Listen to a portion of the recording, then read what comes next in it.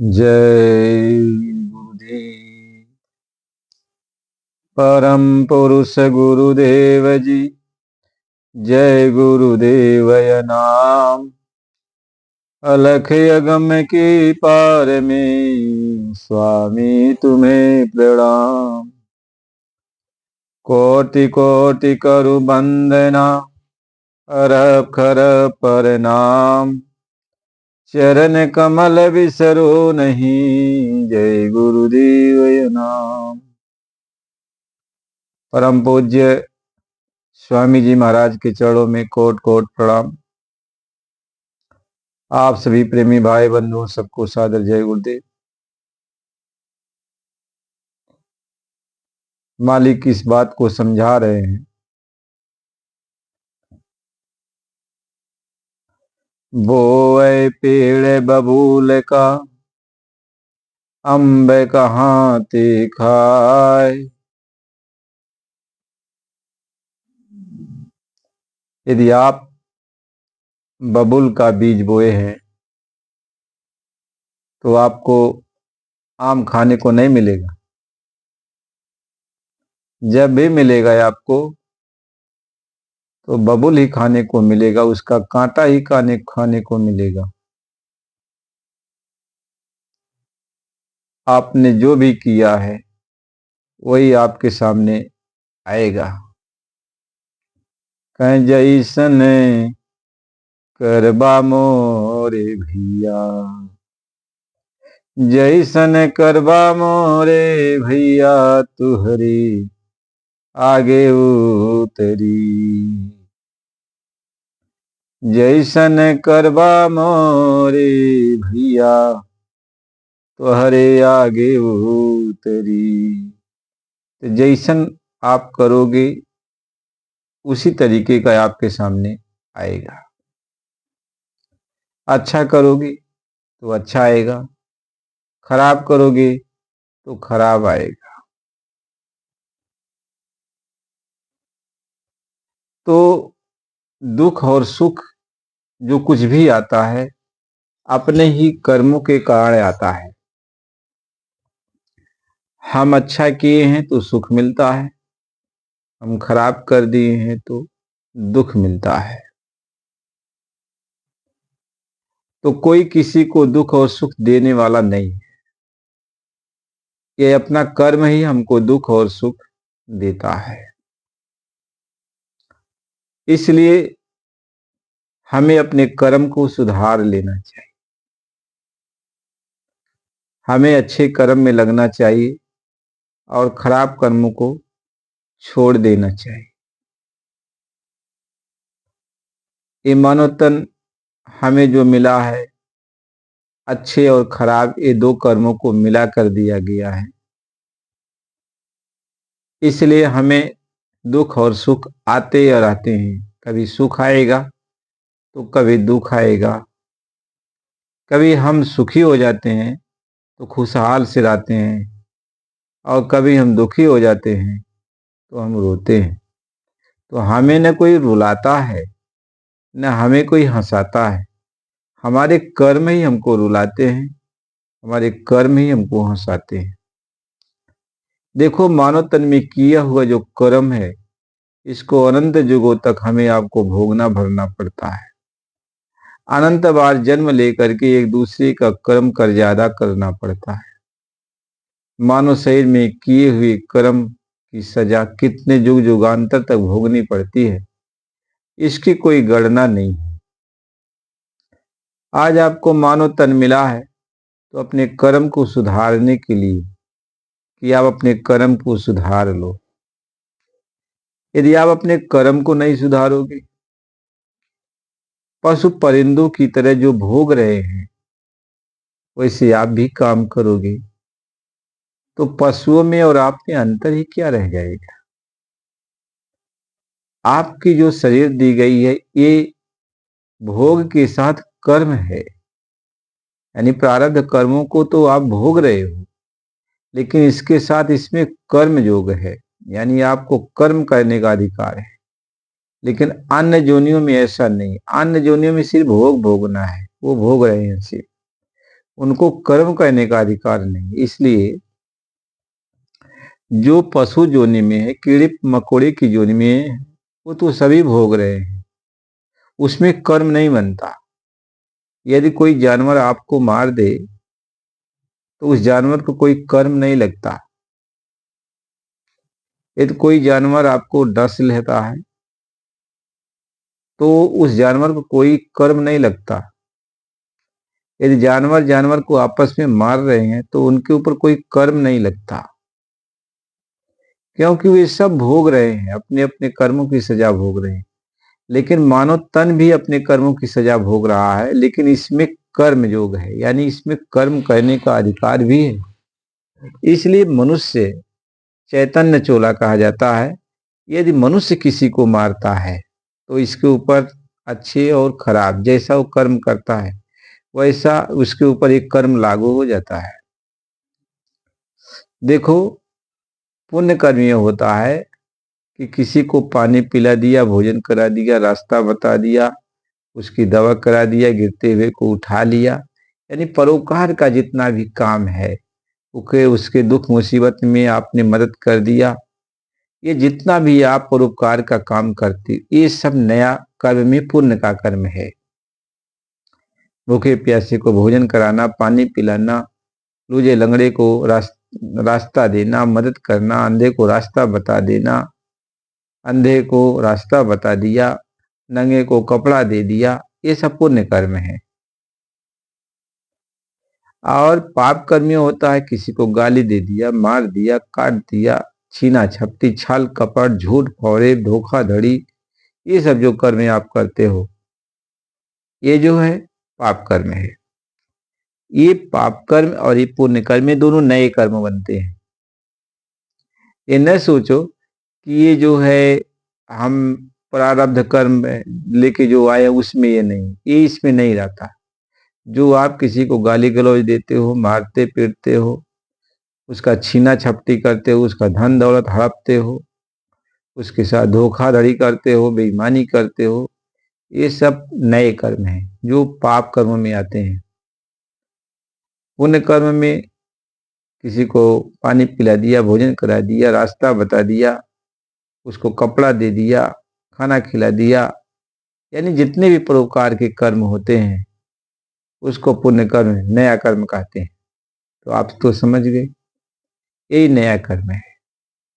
और बाकी जो आपके ऊपर दुख सुख भोगना पड़ रहा है, ये आपके प्रारब्ध कर्म के अनुसार आपको दुख और सुख भोगना है। प्रारब्ध कर्मों के अनुसार दुख और सुख आप भोग रहे हो, तो प्रारब्ध कर्मों को जब तक ये प्रारब्ध कर्म है उसी के अनुसार आपको उतने श्वासों की पूंजी दी गई है कि इसको इतना हम प्रारब्ध कर्म दिए हैं तो ये कितने श्वासों की पूंजी में इसका भुगतान कर लेगा, वो तो उतना श्वासों की पूंजी दे दी जाती है। इसलिए जब प्रारब्ध कर्म का भुगतान खत्म होता है श्वासों की पूंजी खत्म हो जाती है। तो जितना आपको भोगना है उतने श्वासों की पूंजी दी जाती है कि हाँ इतने श्वासों की पूंजी में इतना जो है ये अपना प्रारब्ध कर्म भोग लेगा। तो महात्मा ये समझाते हैं इसी प्रारब्ध कर्म में, अच्छे और खराब इसी कर्मों के बीच में आप नया कर्म भी कर लेते हो, और नया कर्म में पाप और पुण्य दोनों कर्म कर लेते हो। इसी खराब कर्मों में तुम भगवान को याद भी कर लेते हो, संत सदगुरु को खोज कर रास्ता ढूंढ लेते हो, और फिर अपने घर में निकल सकते हो, कर्मों के जाल से आजाद भी हो सकते हो। ये काम तो आप कर ही सकते हो। तो महात्मा तो इसी बात को समझाते हैं, लेकिन महात्माओं की बात को न मानो तो कोई क्या करेगा, कोई क्या करेगा। ये प्रारब्ध कर्मों को मिटाया नहीं जाता है, यदि मिटा दिया जाए तो शरीर छूट जाएगी। यदि प्रारब्ध कर्मों को मिटाया जाए तो शरीर छूट जाती है। इसलिए महात्मा प्रारब्ध कर्मों को कुछ करते नहीं है। आपको प्रारब्ध कर्म के जो भी दुख सुख है बर्दाश्त करने की क्षमता देते हैं, शक्ति देते हैं कि आप इसको बर्दाश्त कर लो और मालिक के नाम का सिमरन भजन करते रहो, तो यह तुम्हें जो है आभास नहीं होगा। आभास नहीं होगा। दुख दर्द तो शरीर में है, लेकिन भजन की प्रताप से वह दुख दर्द आपको पता नहीं चलेगा। तो महात्मा इसी बात को समझाते हैं। इसलिए सबको चाहिए, हमको भी चाहिए, आपको भी चाहिए, सबको चाहिए कि महात्माओं से रास्ता लेकर के अच्छा कर्म बना लो, और ये ऐसा कर्म कर डालो कि फिर जन्म मरण का बंधन ही खत्म हो जाए। तो पूरे महात्मा से, भगवान से मिलने का मार्ग ले लो। तो भगवान से मिलने का जब मार्ग ले लो, तो फिर धीरे धीरे धीरे धीरे भगवान की दया से, उनकी कृपा से आपके जितने भी कर्म हैं सब खत्म हो जाएंगे। तो संतों महात्माओं के द्वारा जब कोई भी वो रास्ता मिलता है, तो महात्मा अपनी ताकत भरते हैं, अपनी शक्ति भरते हैं। उस शक्ति की प्रताप से आपके पुराने जो कर्म है, संचित कर्म है, वो जल के राख हो जाते हैं। कहते जब ही नाम हृदय धरो भयो पाप का नाश, मानो चिन गया की परिपूरा निकास। यानी जब वो नाम देते हैं, तो नाम को यदि आप अपने अंदर इस्तेमाल कर लिया, रगड़ मचा दिया, थोड़ा चिंगारी निकल गई, तो कितनों ज्यादा आपके ऊपर कर्मों का बोझ है सब जल के राख कर देगा, सब राख हो जाएगा।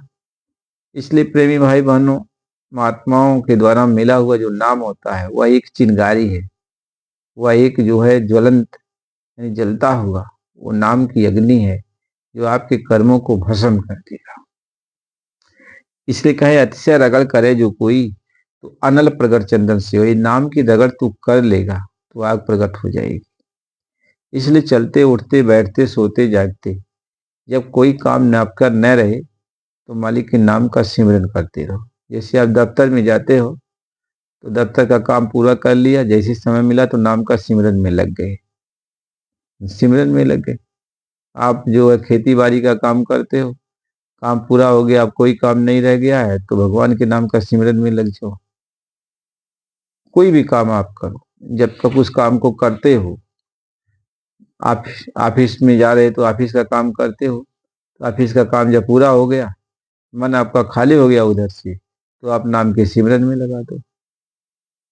महात्मा जी एक सुंदर कहानी सुनाते हैं, महापुरुष कि महापुरुष का एक चेला था, तो किसी कारणवश वो महापुरुष से दूर हो गया था। तो चेले के अंदर उसकी तपस्या से, उसकी शक्ति से उसके सामने एक प्रेत प्रकट हुआ। तो प्रेत ने कहा कि हम आपसे बड़ा खुश हैं और आप कोई हमको काम दीजिए। तो उसने कहा ठीक है, हम आपको काम देंगे। कहा एक शर्त है हमारी आपकी, तभी हम आपके पास रुकेंगे। कहें कौन सी शर्त है? कहे शर्त यह है कि हमको बराबर काम चाहिए, हमको बराबर काम चाहिए, और यदि जिस दिन काम आप नहीं देंगे उस दिन आपको हम खा जाएंगे। तो महात्मा का जो चेला था कहा अरे तो काम तो हम इसको देते रहेंगे, चिंता किस बात की। कहा ठीक है, हम आपको काम देंगे। तो जो जो काम वो बताता था, वो प्रेत जो है करके चला जाता था। फिर कह रहा था काम दो काम दो। ऐसे कुछ दिन बीत गया और ये बहुत काम उससे करने के लिए कहते थे, और करके वो चला जाता था। एक दिन कोई काम नहीं रह गया, तो उसने कहा हमको काम बताओ। तो महात्मा के चेले ने कहा कि अभी अभी जो है काम नहीं है। तो कहा तब तो आपको खाएंगे। तो कहा अच्छा ठहरो। तो अपने गुरु को याद किया, तो उसका गुरु प्रकट हो गया। तो गुरु से अपनी बात कहा, तो गुरु जी ने कहा अच्छा इस प्रेत से कहो कि एक बांस ले आवे, तो बहुत बड़ा है। तो कहा कि जाओ कि एक बांस ले आओ। तो बांस जब लेके आया, तो गुरु जी ने कहा चेले से कि इससे कहो कि बांस में जितनी कैन है सबको जो है काट डाले, साफ सुथरा कर दे, बांस बढ़िया कर दे। तो वह कर डाला। तो महात्मा जी ने कहा अब इससे ये कहो कि इसको जो है जमीन में पहले गड्ढा खोदे। तो उसने कहा चेले ने कि तुम जमीन में गड्ढा खोदो 8-10 फुट। तो गड्ढा खोदा। तो कहा काम बताओ। तो फिर महात्मा जी ने कहा इससे कहो कि यह जमीन में जहाँ गड्ढा खोदा उसमें इस बांस को रखे और ऊपर से मिट्टी डाल के खूब इसकी खुनैया करे। तो चेले ने कहा कि इसको गड्ढा खोद कर उसमें रख दो और उसके बाद खूब मिट्टी से उसकी खूब जो है भरपाई करो, उसको भरो मिट्टी से, खूब कड़क कर दो। तो यह वो कहा। तो जब पूरा हो गया, बांस जो है मिट्टी में गाड़ दिया गया, तो फिर कहा काम दो हमको। तो महात्मा जी ने उससे ये कहा कि इससे कह दो कि इस प्रेत से कि इसी बांस पर चढ़ाया उतरे, चढ़ाया उतरे, ही इसका काम है। और जब तुम्हें और कोई काम इससे करवाना हो तो इस प्रेत से कह दो कि जाओ मेरा काम करके चले आओ। तो जब वो काम करके चले आवे तब फिर कह देना इसी बांस पर चढ़ो उतरो, चढ़ो उतरो।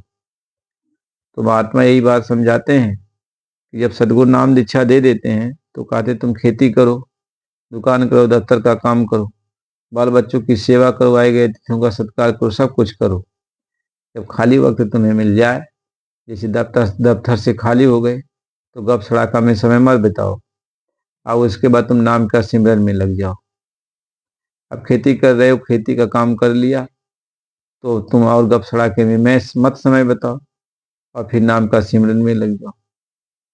ऐसे दुकान करते हो, उसमें भी कोई भी बिजनेस करते हो, उसमें जब बिजनेस कर रहे हो तो बिजनेस का काम करो, लेकिन जब फुर्सत मिलता है तो मालिक के नाम का सिमरन में लगा दो। यानी मन यह भूत है, इसको नाम के सिमरन में लगा दो, मन नाम को जपने में लगा दो।